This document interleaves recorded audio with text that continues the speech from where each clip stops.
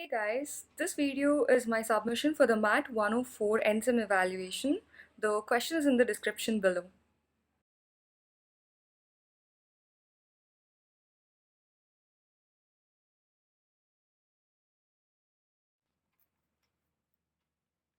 We are required to find and graph the solution of this ODE given its initial conditions.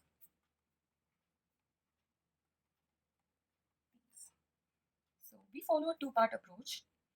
Y equals yc plus yp. Yc is the complementary function, yp is the particular integral. Complementary function can be found by taking the homogeneous part of this ODE and solving. So for yc we have y double dash plus 25y equals 0.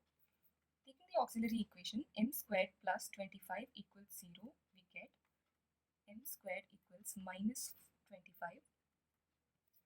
So we have the complex conjugate roots m equals plus or minus 5i. There is no real part, so there is no exponential part. The basis would be y1 equals, because there is no real part, cos phi t, y2 equals sin phi t. Therefore, yc equals c1 y1 plus c2 y2 implies yc equals c1 cos phi t plus c2 sin phi t. This is a complementary function. Now, for finding the particular integral, let's consider y equals a sin t. We could take a sin t plus b cos t as such, but for this question, it's not really necessary. So we have y dash equals a cos t and y double dash equals minus a sin t. Substituting these in our ODE, we get y double dash, which is minus a sin t, plus 25y, which is plus 25a sin t, equals 24 sin t. Implies 24a sin t equals 24 sin t. That gives us a equals 1. So yp equals y equals a sin t, where a is 1. It's just sin t. That's a particular integral. So we have y equals yc plus yp implies y equals c1 cos phi t plus c2 sin phi t plus sin t. To find c1 and c2, we take the initial conditions and substitute them. Before we do that, I'd like to find y dash. Y dash equals phi c1 minus phi c1 sin phi t plus phi c2 cos phi t plus cos t. Substituting y of 0 equals 1 over here, we get this is a 0, sin 0 is a 0, cos 0 is a 1, c1 equals 1.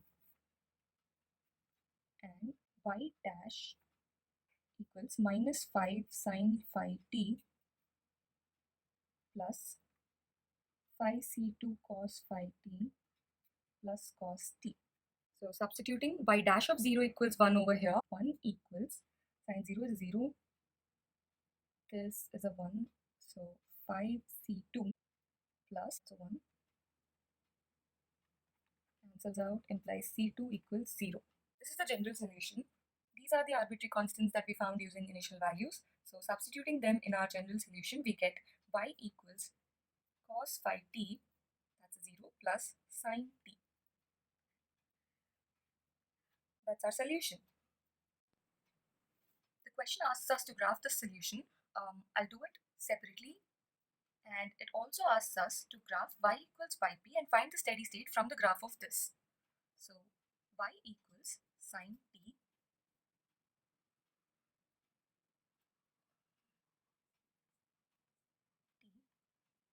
y.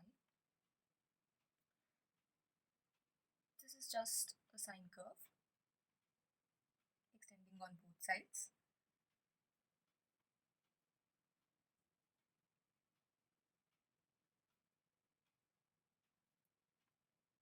So we have graphed y equals sin t.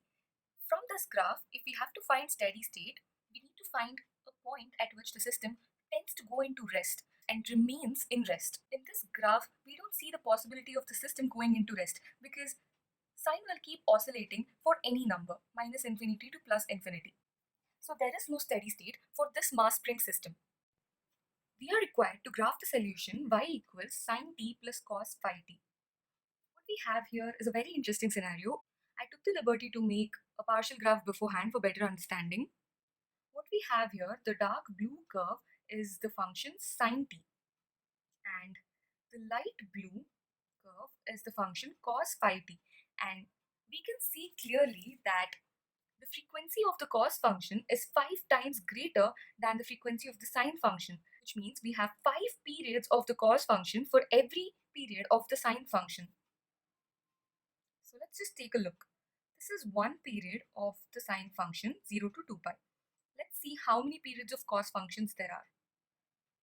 1, 2, 3, 4, 5. So that's 5 periods of the cos function for every one period of sine function. Now that we got the basic y equals sine t graph and the y equals cos 5t graph, we will now combine both the graphs to obtain the resultant solution, which means we're just adding the two graphs. For every point t on the graph, we add the resultant values given by the functions sine t and cos 5t. At 0, we have the sine function equals 0 and the cos 5t function equals 1. So the resultant graph is going to have 1 at t equals 0. Similarly, for the rest of the points. Suppose we take a point somewhere over here. Sine t and cos phi t graphs intersect at this point. The height of the resultant graph is going to be twice the height of this point, which will be somewhere over here. And we could do that for several other points. I am taking the graph of cos 5t as the reference graph, and I'm assuming that sine t influences cos 5t. So when sine t moves upwards, it means cos 5t's graph is pushed slightly upwards to give us the resultant graph.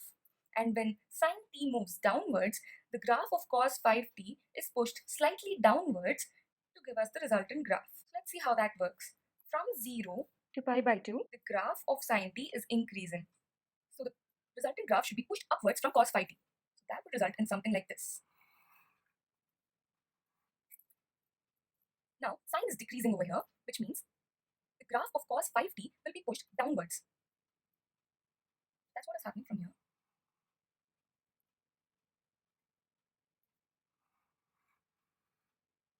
And similarly, if we plot it for all the other points,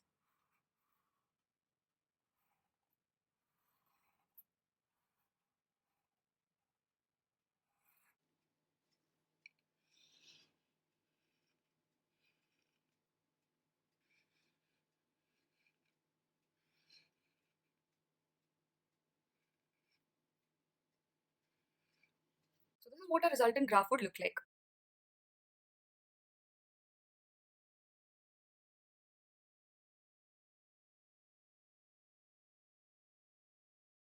Hope this video was understandable. Thank you. Have a great day.